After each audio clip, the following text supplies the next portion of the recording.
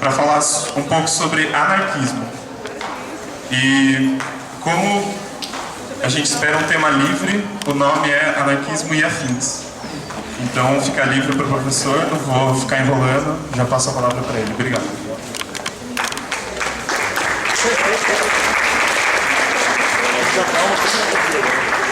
Boa tarde. Vai ser difícil o lance aqui. O Anderson estava preocupado se ia ficar bonito, eu certamente não vou ficar tão bonito quanto ele. Mas obrigado pelo convite de vocês, uma honra poder estar ocupando esse espaço aqui com vocês, que é um espaço extraordinário, um espaço de greve, um espaço de mobilização, que a mim me mobiliza muito. Então é muito bom poder estar aqui com vocês e conversar, e espero que a nossa conversa possa ajudar em alguma coisa, acrescentar alguma coisa e caminhar alguma coisa. A ideia então é de fazermos uma conversa bastante aberta sobre esse tema que o Anderson sugeriu então como anarquismo e afins. Talvez a gente fique só no anarquismo, talvez a gente fique só nos afins. Porque a minha preocupação, perguntava para ele, né, quem são vocês, que eu não conheço, a grande maioria. Alguns que estão aqui estavam fazendo uma disciplina que a gente está tendo lá na educação, justamente sobre anarquismo e educação. Então eu sei que alguns aqui têm conhecimento na área, têm leituras e etc. Outros eu não sei, e aí o risco é sempre começar falando, partindo do princípio que as pessoas sabem daquilo que estamos falando, e lá pelas tantas alguém levantar a mão e perguntar, mas o que é anarquismo mesmo? Não? Outro risco é começar falando o beabá da coisa, e todos vocês, ou a imensa maioria, já saberem de tudo isso e ficar chovendo no molhado. Então a gente vai tentar fazer uma coisa meio mesclada em relação a isso. E vou fazer uma fala inicial, tentar não alongar demais e a gente poder abrir um espaço então de conversa e direcionar mais para aquilo que vocês queiram direcionar. De toda forma, a primeira conversa que eu fiz com o Anderson, quando ele me mandou um e-mail convidando, eu propus a ele que de algum modo a gente relacionasse a questão do anarquismo com o movimento estudantil, justamente para relacionar com o movimento que vocês estão vivendo, que eu acho que é o mais interessante na circunstância. Então eu vou lançar algumas ideias, lançar algumas conversas, e depois a gente vai direcionando de acordo com aquilo que for interesse de vocês, para aquilo que for mais importante de ser discutido nesse momento. Eu primeiro queria começar dizendo que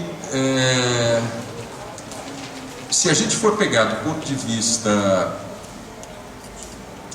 mais acadêmico, digamos assim, de pesquisa acadêmica, o anarquismo talvez fosse caracterizado como um movimento social e histórico. E se a gente vai por esse viés, estudar a história do anarquismo, por exemplo, ou estudar o movimento social anarquista desde uma perspectiva histórica, há autores que delimitam temporalmente o nível de abrangência desse movimento social. Se a gente tomar, por exemplo, um autor que é quase que introdutório para muita gente que se interessa por anarquismo aqui no Brasil, é um escritor canadense chamado George Woodcock. Estou dizendo que ele é quase que introdutório para muita gente, porque durante muito tempo o livro que ele escreveu sobre a história do anarquismo foi uma das poucas bibliografias que ele tinha disponível para ler em português. Então muita gente começou a estudar o anarquismo através desse livro do George Woodcock. Ele vai dizer o seguinte, que o anarquismo é um movimento social, mais especificamente um movimento de trabalhadores, um movimento, portanto, ligado ao movimento operário, especialmente europeu, que tem sua origem no movimento operário europeu do século XIX, e, portanto, começa a se articular ali em meados do século XIX com a organização mais forte dos trabalhadores na Europa na segunda metade do século XIX, né, a partir de 1840, 1850. é que esse movimento começa a se articular de maneira mais intensa. O Woodcock também faz uma coisa interessante, que é estudar o que ele chama de precursores do anarquismo. Então ele vai buscar autores anteriores a esse período, que não estão necessariamente ligados ao movimento operário europeu, mas que são autores que desenvolveram ideias que seriam recuperadas pelos anarquistas no século XIX. E aí, ao falar disso, o Woodcock remonta, por exemplo, à antiga Grécia, ao dizer que um filósofo como Heráclito, por exemplo, era um filósofo que teria aí germes do que seria um anarquismo, na medida em que o Heráclito afirma que na natureza tudo é movimento e que as coisas se resolvem na luta, no polemus. O Woodcock vai dizer que o Heráclito é um precursor do anarquismo. Mas ele também vai dizer que Confúcio, na China, na antiguidade chinesa, era um precursor do anarquismo pelo tipo de ideias que defendia, e assim por diante. E aí, acho isso um pouco complicado, porque na visão do Woodcock, portanto, acaba cabendo quase que tudo dentro do anarquismo, porque várias pessoas, dependendo do ponto de vista pelo qual você lê, você acaba encontrando nelas pressupostos do que viria a ser esse anarquismo de modo mais organizado, então, que vai se constituir ali no movimento europeu do século XIX. Né? Então, por um lado, ele fecha muito ao falar no anarquismo como um movimento social e de trabalhadores que começa a se constituir ali por 1840. Por outro lado, ele abre muito ao falar na teoria anarquista, chamando, né, para essa teoria uma série de autores, de filósofos, de pensadores que não necessariamente teriam uma relação mais forte, mais intensa com essa perspectiva anarquista. Mas só estou usando isso para introduzir a conversa, né?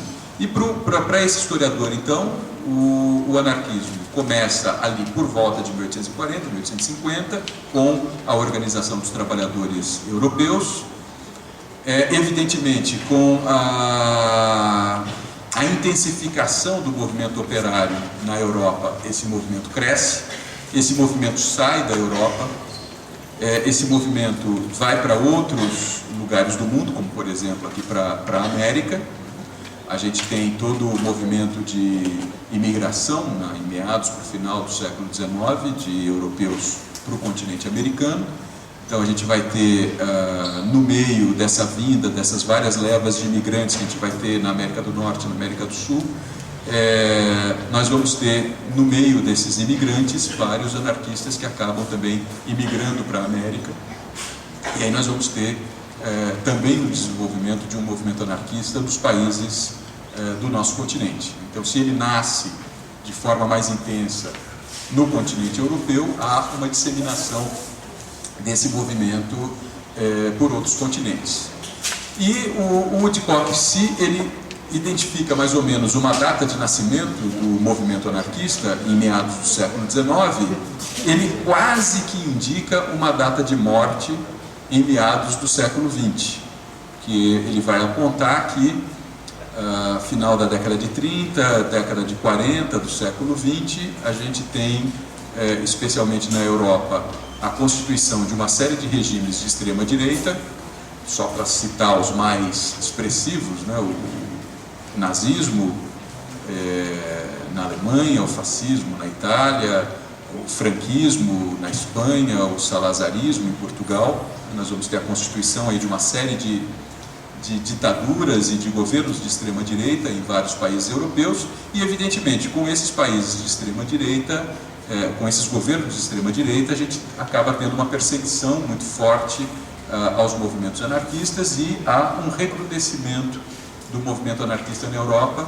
O Woodcock aponta então como movimento histórico, e especialmente como movimento histórico ligado ao movimento internacional dos trabalhadores, o anarquismo nesse espectro que vai dos anos 40 do século XIX aos anos 40 do século XX, mais ou menos um século. E o Woodcock aponta ainda uma certa recuperação do anarquismo a partir da década de 60, mas uma perspectiva já bastante distinta daquela que ele aponta nesses 100 anos, de 1840 a 1940, por exemplo, nos movimentos hippies, nos movimentos da contracultura. E vários autores vão fazer uma série de leituras também de retomadas de princípios anarquistas em movimentos sociais contemporâneos.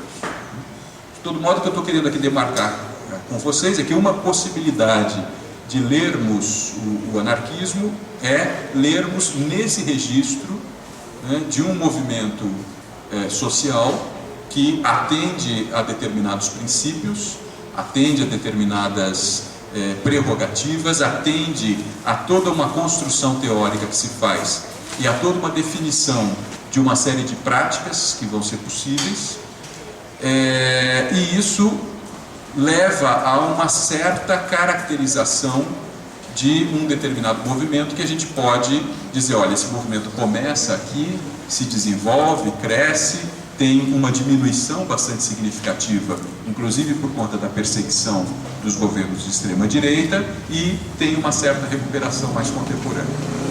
De todo modo, o que eu queria frisar na conversa aqui com vocês não é tanto esse movimento do anarquismo enquanto movimento histórico,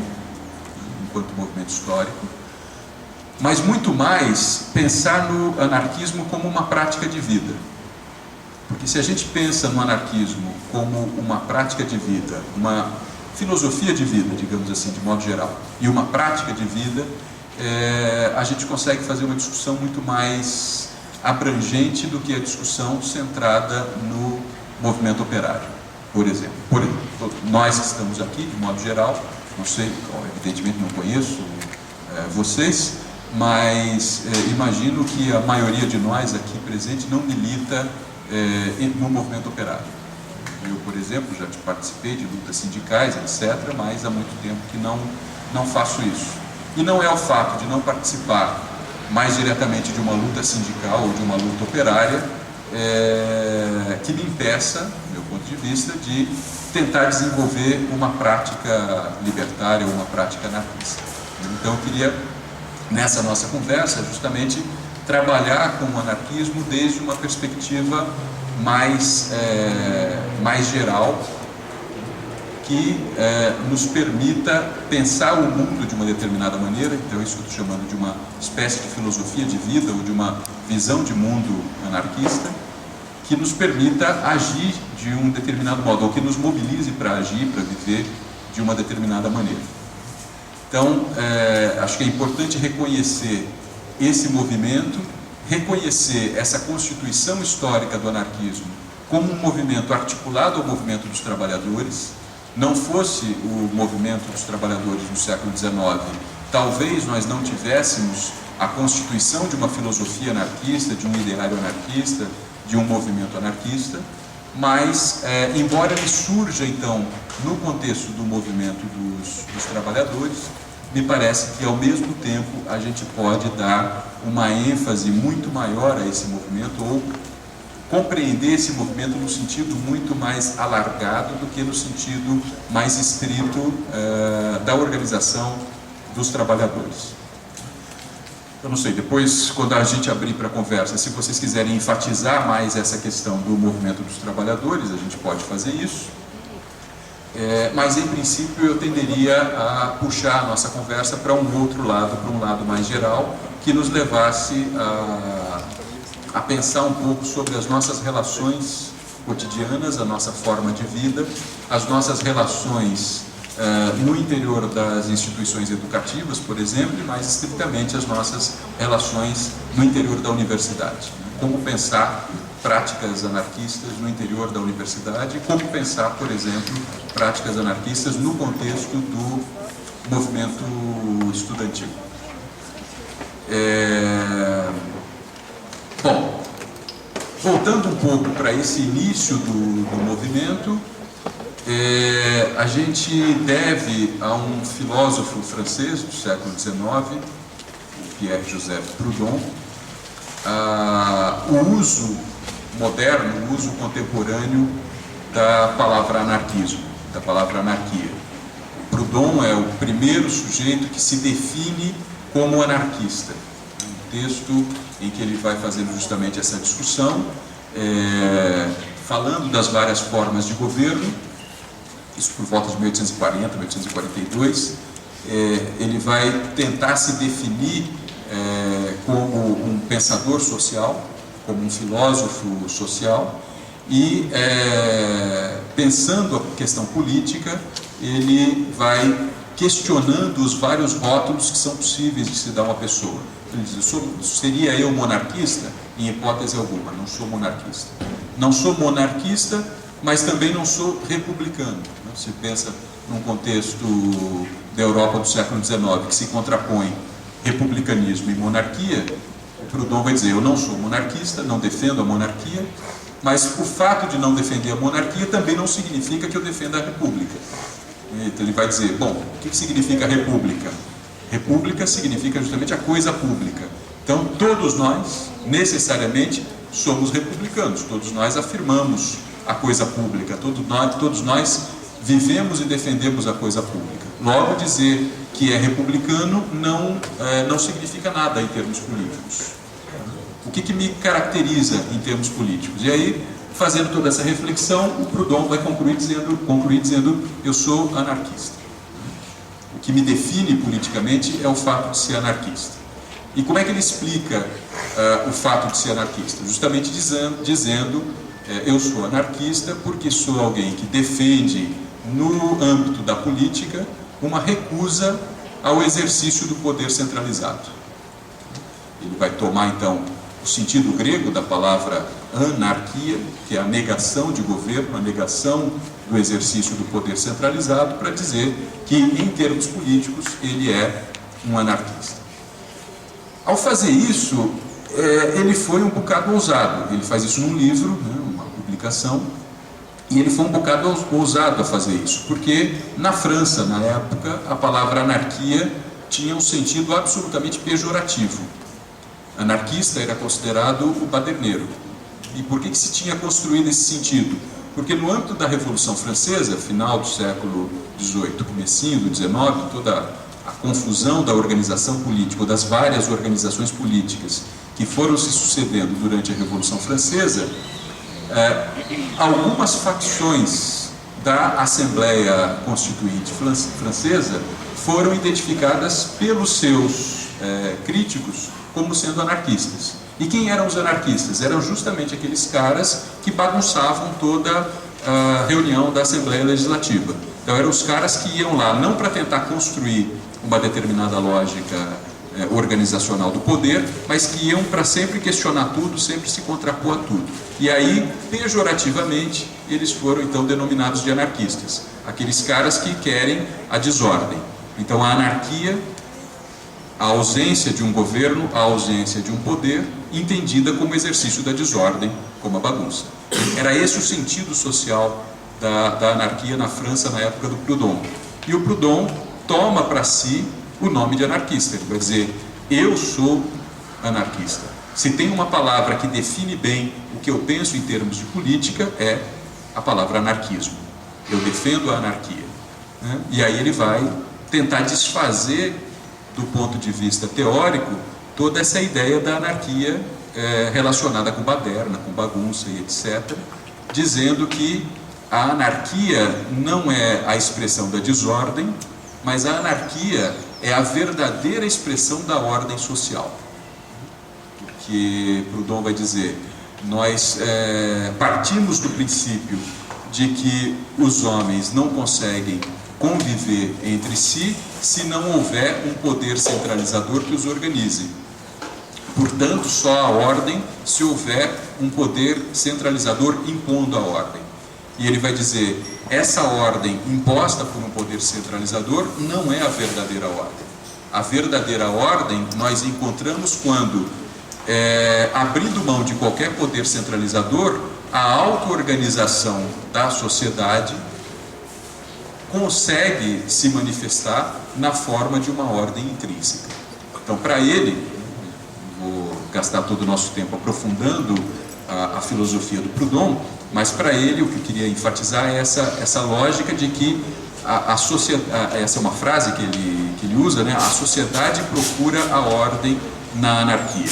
Assim como o ser humano procura a liberdade, a sociedade procura a ordem na anarquia. A anarquia é a mais verdadeira expressão de uma ordem social,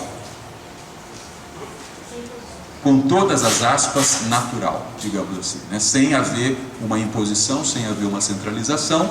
Se a gente deixar que as pessoas se auto-organizem, se organizem de forma natural, com todas as aspas aí possíveis, a gente vai ver o que é uma organização anarquista. Então a anarquia não significa a desordem, não significa a baderna, mas significa uma verdadeira organização. E a partir disso, evidentemente, o Proudhon vai desenvolver uma série de teorias políticas, ou toda uma teorização política em torno disso, vai ter uma série de seguidores e vai influenciar vários outros teóricos e militantes anarquistas europeus e de outras nacionalidades ao longo do século XIX. Então ele é considerado, né, quem, em termos modernos, funda uma linha de pensamento anarquista, digamos assim, uma teoria anarquista, inicia uma teoria anarquista e ao mesmo tempo possibilita uma organização prática anarquista. O elemento que a gente vai ter central a essa discussão anarquista, tal como pensada pelo Proudhon e pelos pós-proudhonianos, se a gente quiser chamar assim, é justamente o elemento da liberdade. O anarquismo vai se caracterizar como um pensamento político que se fundamenta na noção de liberdade e na afirmação da liberdade humana. A questão é que o anarquismo, ao propor a noção de liberdade para os seres humanos, ele vai também propor uma noção de liberdade diferenciada daquela noção de liberdade que era a tônica na teoria política moderna. Sabe que a teoria política moderna dá uma ênfase muito grande à questão da liberdade e vai fundar todo o pensamento liberal, todo o liberalismo e depois o neoliberalismo, né? Ora, o liberalismo é uma afirmação da liberdade. O liberalismo, a teoria política do liberalismo, é a afirmação da não intervenção do Estado em nome da liberdade de atuação do mercado, né? E há toda uma afirmação da liberdade individual dos seres humanos, fundamentando a teoria liberal. Aí que se gera uma confusão bastante grande com as teorias anarquistas, que são, por definição, antiliberais. Os anarquistas não são liberais em hipótese alguma, mas há toda uma confusão que se faz, muitas vezes, entre anarquismo e liberalismo. Se vocês forem ver, por exemplo, nos Estados Unidos, há uma corrente política norte-americana que se identifica como libertarianismo, acho que é mais ou menos assim que se traduz, que se tem traduzido para o português, que é a afirmação de que a verdadeira anarquia está no mercado absolutamente livre. A defesa do fim do Estado, ou a defesa do não poder do Estado, está justamente em afirmar o poder regulador dos mercados. Mas não é isso que afirmavam os anarquistas do século XIX, nem os anarquistas do século XX, nem os anarquistas de hoje. Muito ao contrário. O que se busca no anarquismo é uma afirmação da liberdade desde uma perspectiva coletiva, desde uma perspectiva social, e não numa perspectiva individualista, como se faz no liberalismo. Então, do meu ponto de vista, pelo menos, eu acho que o que nos faz compreender melhor essa situação, fazendo a distinção, separando o liberalismo do anarquismo, é justamente a concepção de liberdade que a gente vê nessas duas teorias sociais. No liberalismo, a gente tem uma concepção individualista de liberdade. A liberdade é a liberdade do indivíduo, e aí a gente chega nessa situação que todos vocês conhecem, de que a liberdade de um interfere na liberdade de outro, né? Esse ditado que todos nós conhecemos, né? Que a minha liberdade termina onde começa a liberdade do outro, porque senão a minha liberdade interfere na liberdade do outro. E no anarquismo nós temos o desenvolvimento de uma ideia coletiva de liberdade, em que essa afirmação de que a minha liberdade termina onde começa a do outro não faz o menor sentido. Porque Na concepção liberal, o máximo de liberdade que um indivíduo pode ter é quando ele viver no absoluto isolamento, né? Porque se eu sou livre, mas a liberdade do outro interfere na minha e a minha liberdade interfere na liberdade do outro, com quanto mais pessoas eu conviver, mais limites a minha liberdade eu vou ter. Com quanto menos pessoas eu conviver, menos limites a minha liberdade. E se eu viver sozinho, absolutamente sozinho, então eu sou absolutamente livre, né? Então, se eu, como Robinson Crusoe, me ver náufrago, perdido numa ilha deserta, maravilha, eu sou 100% livre. Mas se aparecer uma outra pessoa, um outro sujeito nessa ilha, eu já não sou 100% livre, eu passo a ser 50% livre, porque eu estou dividindo com ele esse espaço social, esse espaço de liberdade. Para o anarquismo, isso é um absurdo completo. Isso é um absurdo completo, porque se nós, seres humanos, somos seres sociais, se nós vivemos em coletividade e se nós assumimos a liberdade como um valor, a liberdade de um não pode significar um limite para a liberdade do outro. Isso seria uma contradição em termos e que não faria o menor sentido social. O que os pensadores anarquistas vão fazer então é construir toda uma teoria da liberdade que infelizmente é muito menos conhecida do que a teoria liberal, e a teoria liberal é muito disseminada entre todos nós, e a teoria anarquista não, mas nós vamos encontrar em teóricos, em filósofos anarquistas do século XIX, como Proudhon, que eu já citei, ou um anarquista russo chamado Bakunin, que é de alguma maneira um seguidor das ideias do Proudhon, mas que vai desenvolver vários outros aspectos que o Proudhon não havia desenvolvido.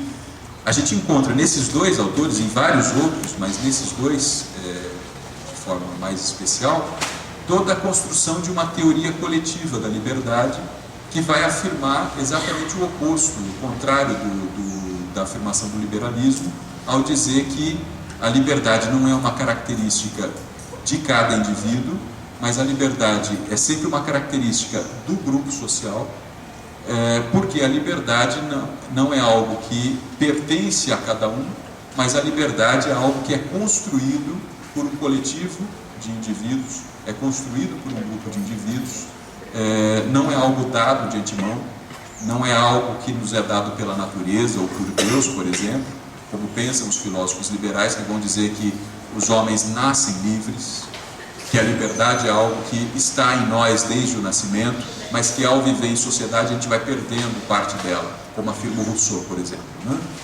O ser humano nasce livre, mas em todo lugar que observamos ele se encontra aprisionado. Por quê? Porque o próprio ser humano, ao viver em sociedade, constrói as cadeias para a sua liberdade natural. Os anarquistas vão dizer, a liberdade não é um fato natural dos indivíduos, a liberdade é uma construção social. É algo que a gente conquista, constrói e aprende a viver em liberdade. E aí, nessa discussão toda, o Bakunin vai se sair com uma afirmação que, do meu ponto de vista, é uma das coisas mais bacanas que a gente encontra nos textos anarquistas, que é a afirmação de que a liberdade do outro não é um limite à minha liberdade, mas a liberdade do outro é a confirmação da minha liberdade, no mesmo sentido que a minha liberdade é uma confirmação da liberdade do outro. E a liberdade do outro, em vez de limitar a minha liberdade, ela confirma e multiplica a minha liberdade. Então diz o Bakunin, com quanto mais pessoas livres nós convivermos, maior será a nossa liberdade. Não convivermos com pessoas que não são livres. O preço da minha liberdade não pode ser a falta de liberdade do outro. Porque quando eu vivo aprisionando o outro, eu estou negando a minha própria liberdade. Quando eu nego a liberdade do outro, eu estou negando a minha própria liberdade. Então diz o Bakunin, a minha liberdade, afirmando a liberdade do outro e sendo confirmada pela liberdade do outro, se eleva ao infinito. Essa é a afirmação que ele vai fazer. Então, a liberdade é algo que a gente constrói coletivamente, que a gente constrói junto, que não é de cada um, mas que é de todos, de um determinado coletivo, e é algo que precisa ser então construído, conquistado por esse coletivo, por esse grupo social. Mas ao mesmo tempo que se faz uma construção social, uma construção coletiva, essa liberdade não implica Desculpe, perdi aqui o fio da meada. A liberdade de cada um não implica, ou a definição de que a liberdade como sendo algo construída num coletivo, não implica no apagamento da individualidade, não implica no apagamento do indivíduo. O que busca o anarquismo também é a construção de um equilíbrio entre a liberdade de cada um e a liberdade de todos. A liberdade de cada um só sendo possível pela liberdade de todos, da mesma maneira que a liberdade de todos só é possível pela liberdade de cada um. Então, o equilíbrio que o anarquismo tenta construir é esse equilíbrio entre indivíduo e coletivo, individual e coletivo.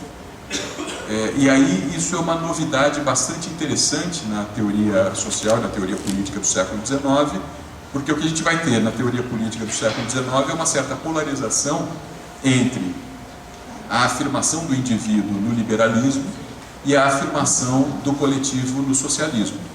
Então, o socialismo afirmando o coletivo contra a afirmação liberal do indivíduo, mas o problema é que, na afirmação liberal, ao se enfatizar o indivíduo, se perde a noção de coletivo. E no socialismo, ao se enfatizar, socialismo, estou dizendo aqui o socialismo de viés marxista, principalmente, né? Ao se enfatizar o coletivo, se perde o indivíduo, né? O indivíduo é apagado pelo coletivo. E a grande novidade que a gente vai encontrar na teoria social anarquista já no século XIX é justamente a busca desse equilíbrio entre a afirmação do indivíduo e a afirmação do coletivo.